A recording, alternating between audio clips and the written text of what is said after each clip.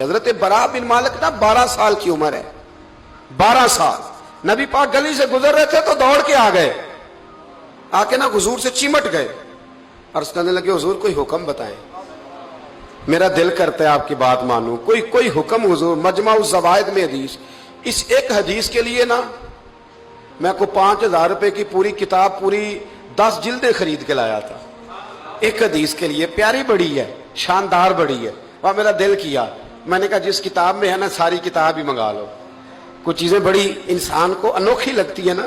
حضرت برا بن مالک رضی اللہ، چھوٹی سی عمر ہے، حضور سے لپٹ گئے تو حضور نے فرمایا بیٹے کیا ہوا؟ عرض کرنے لگے حضور کوئی حکم بتائے، میرا بھی دل کرتا ہے عمل کروں۔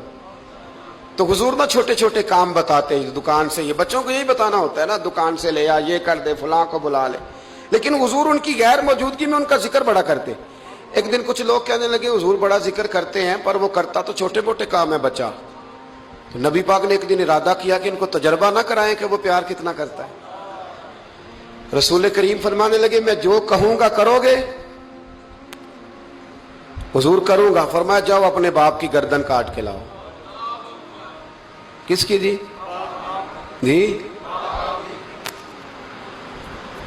بات تو محبت کی ہو رہی ہے، کڑوی سی بات نہ کر لوں، کڑوی سی رہنے دیتے، آپ کا پروگرام نہیں تو چھوڑ دیتے، آگے بڑھ جائے، ذرا کڑوی سی ہے، کر لوں جی؟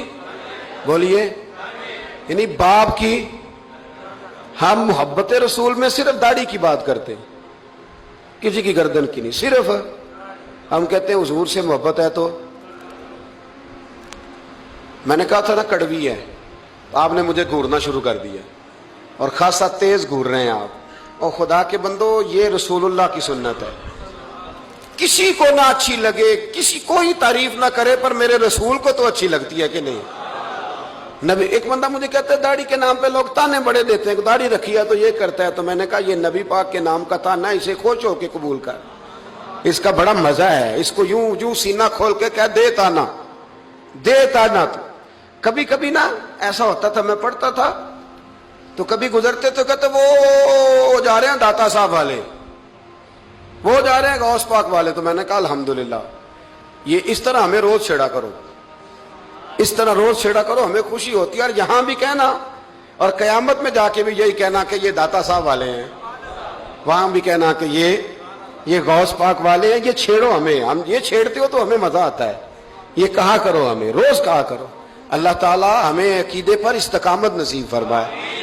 آگے بڑھتا ہوں، بات مکمل کرتا ہوں۔ حضرت برا بن مالک رضی اللہ تعالی عنہ نا، حضور نے فرمایا جا اپنے ابا کا سر کاٹ کے لا، تو وہ دوڑے۔ ایک روایت میں ہے کہ مولا علی کے گلے میں تلوار لٹک رہی تھی، یوں کھینچی اور اس نے جذبات سے دوڑے کہ حضور نے فرمایا اسے پکڑ لو ورنہ یہ گردن کاٹ بھی لائے گا، پکڑ لو اسے ورنہ یہ کاٹ دے گا۔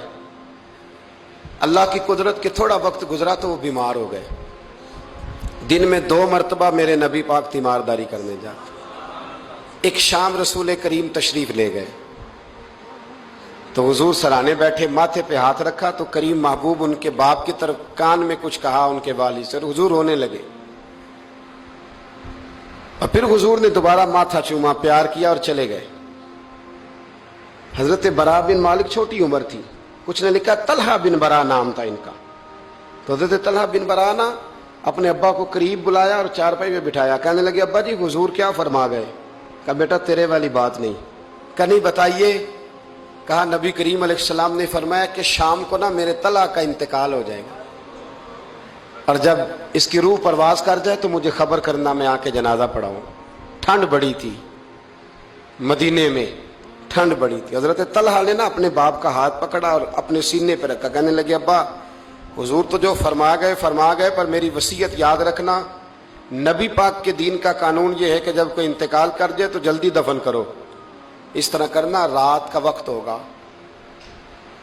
جب میرا انتقال ہوگا تو فوراً غسل دے کے نا دفن کر دینا، نبی پاک کو خبر نہ کرنا، نہ بتانا، عمر دیکھو اور بات دیکھو۔ کہ حضور کو کیوں نہیں بتانا، حضور خود فرما کے گئے ہیں۔ تو کہنے لگے رات کا وقت ہوگا تو جن گلیوں سے حضور نے گزر کے آنا ہے نا وہ یہودیوں کے محلے ہیں، ایسا نہ ہو کہ میرے جنازے کی وجہ سے کوئی یہودی میرے نبی کو تکلیف دے دے، میرے جنازے کی وجہ سے، جنازے کی وجہ سے۔ یہاں کہتے ہیں حضرت صاحب مجھے بڑا پیار ہے آپ سے پر میرے گھر ضرور پہنچے، جیسے مرے یا جیے، वहां शाम को आपको पहुंचना पड़ेगा।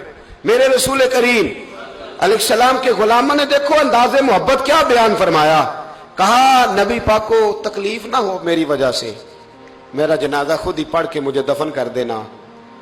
उनका इंतकाल हो गया, रात को दफन कर दिया, सुबह हुजूर तशरीफ लाए। वो महबूब जिन्हें अल्लाह ने गैब के खजानों की कुंजियां अता फरमाई, फरमाया बताया क्यों नहीं, मुझे बताते, मैं खुद जनाजा पढ़ता, मैं खुद ना कबर मेरी ते मेरे अपीरा जे कर पावे फेरा, कबर दे अंदरों हड्डियां उठ के मुजरा कर सन तेरा। कहा बताया क्यों नहीं, खबर क्यों नहीं की, मैं जनाजा पढ़ता, मैं खुद पहुंचता। तो बाप रो पड़े, अर्ज करने लगे हुजूर मेरा तो पुत्र था, मेरे लिए इससे बड़ी सादत क्या होती कि आप जनाजा पढ़ाते, पर उसने वसीयत कर दी थी कि हुजूर को बताना नहीं, तकलीफ होगी। नबी करीम फरमाने लगे बताओ मुझे उसकी कब्र कहाँ है। और यारो गौर करना, सारी दुनिया गुंबद खजरा रोज़ा रसूल पे और नबी पाक एक गुलाम की कब्र पे तशरीफ ले गए, खुद नबी करीम गए।